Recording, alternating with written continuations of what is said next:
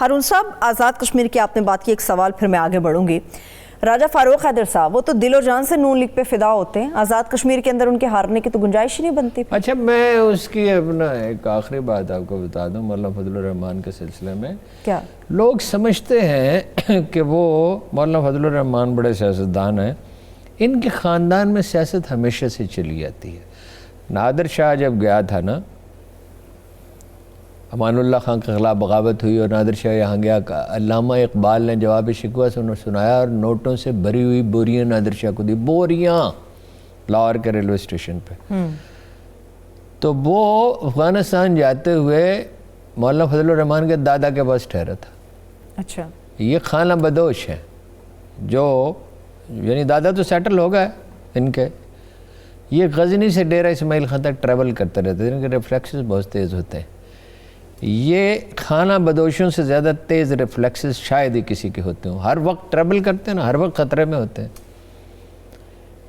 عمران خان نے مجھے بتایا کہ ٹونی بلیئر سے ایوان صدر کے ایک عشائیے میں، جس میں عمران خان بھی تھا، چودھری نثار بھی تھا، مشرف تھا ابھی ابتدائی دور میں، ایسی گفتگو مولانا فضل الرحمان نے کی. ظاہر ہے انٹرپریٹر ہوگا، خود تو روانی سے انگریزی نہیں بولتے، تھوڑی بہت سمجھتے بھی ہے.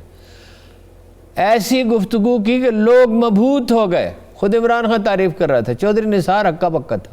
اچھا دیکھیے، انٹیلیجنٹ بہت ہے، لیکن صرف ذہانت سے تو کام نہیں چلتا، اخلاقی ساکھ بھی ہونی چاہیے. دیکھیے وہ جو آپ بات کر رہے ہیں نا اس کی، آزاد کشمیر کی، وہ تو مسلم کانفرنس، وہ تو مسلم لیگی ہے ہی نہیں. وہ تو اس لیے مسلم لیگ نون میں شامل ہو گئے کہ سردار قیوم صاحب نے فرزند ارجمند کو مسلط کر دیا. ایک نکتہ جو عام طور پر نظر انداز کیا، ہم کہتے ہیں موروثی سیاست. موروثی سیاست کی جڑ کیا ہے؟ دیکھیں اسلام میں پہلا انحراف کب ہوا تھا؟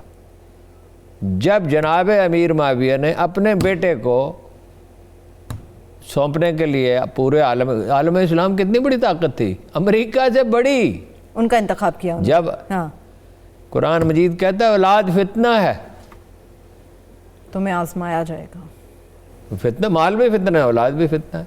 بھلے کہ آدمی کے پاس بہت مال ہے تو اسے بگڑنے کے بہت چانسز ہیں، اور اولاد فتنہ ہے. وہ تو اس لیے چلے گئے، وہ تو مسلم کانفرنس ہی ہے سر سے پاؤں تک. اور دوسرا، سیاست میں سچویشن میں آپ سے ہمیشہ عرض کرتا ہوں اہم ہوتی ہے.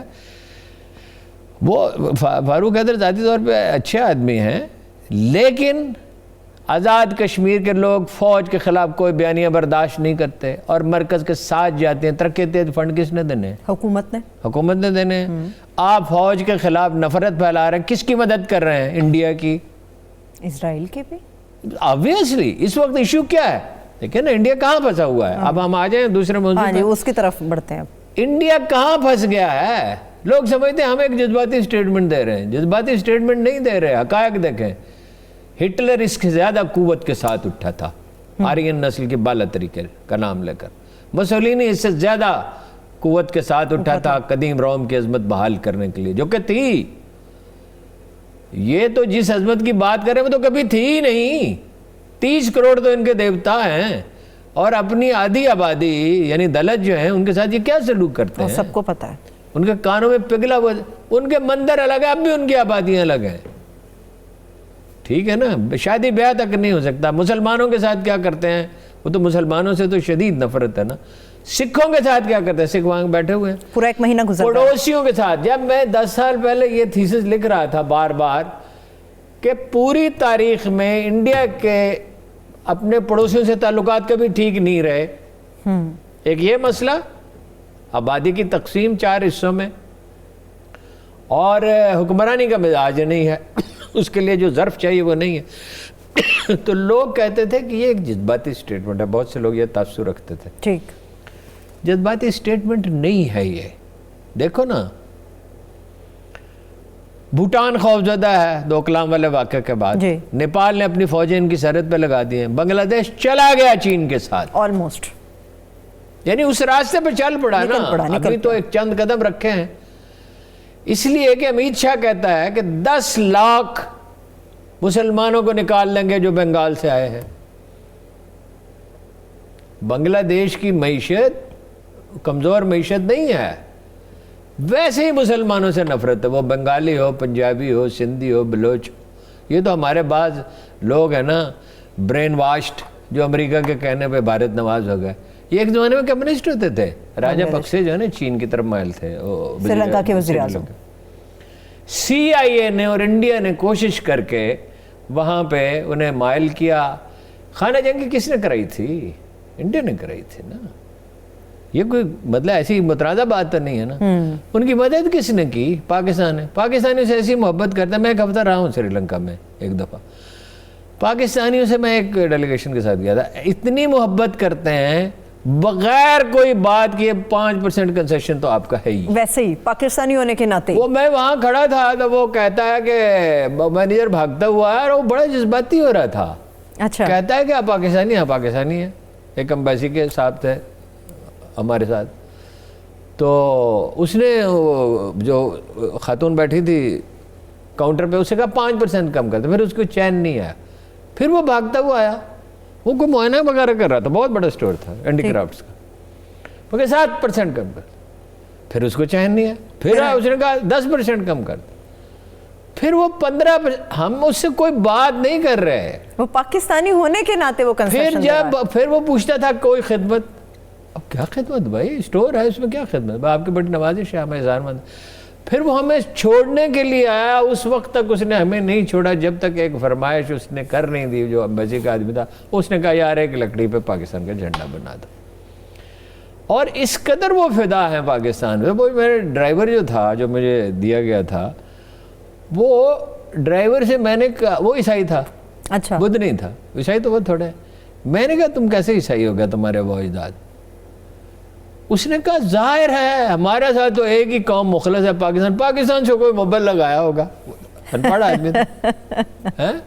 और कहता था कि मुझे अजान की आवाज़ बड़ी अच्छी लगती। सुभान अल्लाह।